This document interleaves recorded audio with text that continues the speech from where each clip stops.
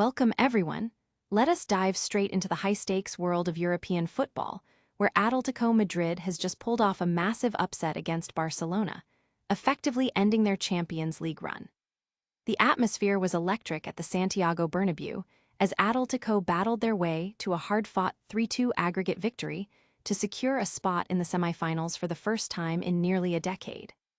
It was a defensive masterclass, combined with key goals from Julian Alvarez and Alexander Sorloth, that proved too much for the Catalans to overcome.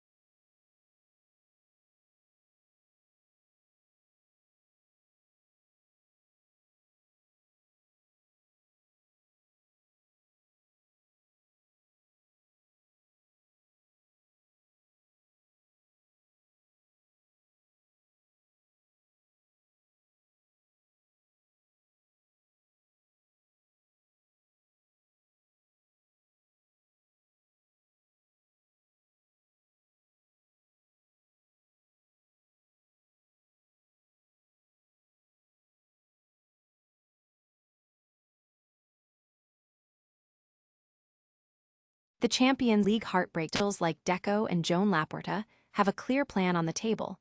They remain committed to waiting for Flick to process the recent season setbacks before committing to any new deal. Finally, the transfer market is buzzing with rumors as Barcelona is reportedly hesitating on a permanent move for Marcus Rashford. While he is currently on the radar, the club is weighing whether to trigger his €30 million buyout clause from Manchester United.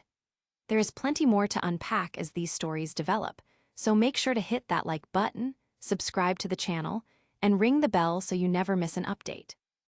Ever wonder what happens when the unstoppable force of young talent meets the immovable object of veteran grit?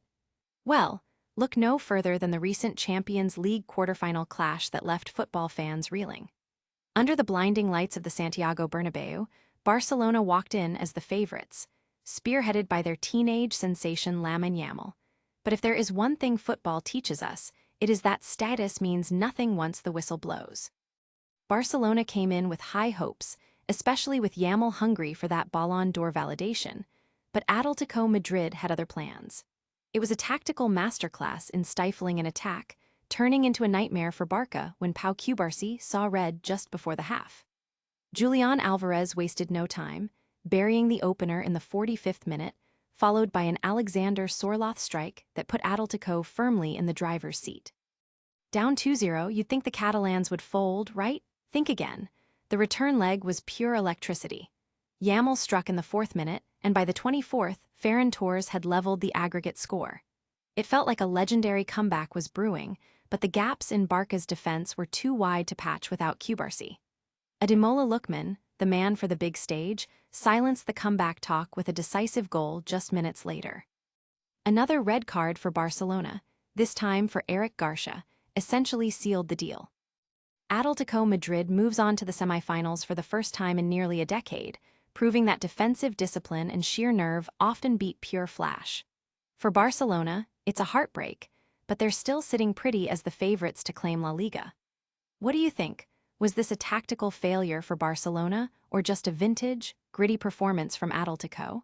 Drop your thoughts in the comments, and don't forget to subscribe for more deep dives into the world of sport. At the end of the day, in football as in life, it's not about how you start. It's about who has the final word when the pressure hits. Is Robert Lewandowski reaching the end of the road at Camp Nou? The rumor mill is currently spinning at full speed, with reports suggesting that the Polish superstar isn't exactly thrilled with Barcelona's latest contract proposal. The club is reportedly pushing for a stay, but with a significant pay cut involved, and in the high-stakes world of elite football, money often speaks louder than loyalty. When asked point-blank about the situation by reporter Gerard Romero, Lewandowski kept his cards close to his chest, noting that he has had plenty of time to weigh his options and that the club is fully aware of his stance. He's clearly trying to deflect the noise, prioritizing the final stretch of the season over the swirling speculation, and honestly, That's the mark of a seasoned pro who refuses to let headlines dictate his performance on the pitch. Yet, you have to wonder, is this just a veteran focusing on the goal, or is he mentally checking out of Catalonia? He admitted that while the team has undeniable talent, they've often been victims of football's inherent unfairness, especially after that brutal Champions League exit. With his role shifting this season and his future hanging in the balance, every remaining game feels like an audition. We want to hear from you. Should Barca clear the books and move on, or is Lewandowski still the lethal presence they need to reclaim the top spot? Drop a comment below, and don't forget to hit that subscribe button for your daily dose of Barca news. At the end of the day, legacy is what you build when the lights are brightest, and for Lewandowski, the clock is ticking. Have you ever seen a club as massive as Barcelona willingly hand the keys to their future over to one man? That is exactly what is happening right now with Hansi Flick. While the boardroom buzzes with anticipation, the word coming out of Catalonia is surprisingly simple. Wait. Barcelona is moving with extreme caution, fully aware that when it comes to a contract extension, the power dynamic is tilted entirely in the German coach's favor. We know that super agent Pini Zahavi recently touched down in the city for high-level talks, touching on everything from Robert Lewandowski's future to Flick's own contract. Yet behind the scenes, there is zero pressure. The club's hierarchy, from Deco to Joan Laporta, is maintaining constant contact, but they are all singing from the same hymn sheet. Let the man work on his own terms. It is a refreshing, albeit tense, approach in the high-stakes world of modern football. The reality is that Flick is still processing the emotional weight of their recent Champions League exit, and that heartbreak is naturally shifting the timeline for any big decisions. As one club insider told Mundo Deportivo, Flick works to his own schedule.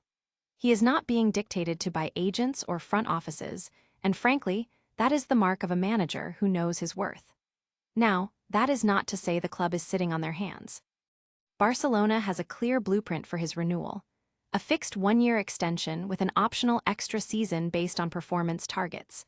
They are being realistic, trying to lock him down until 2031 under the Laporta banner is a pipe dream, but a 2+1 deal is the golden goal. It is a smart, measured strategy that respects the manager's process while securing the club's long-term vision. But what do you think?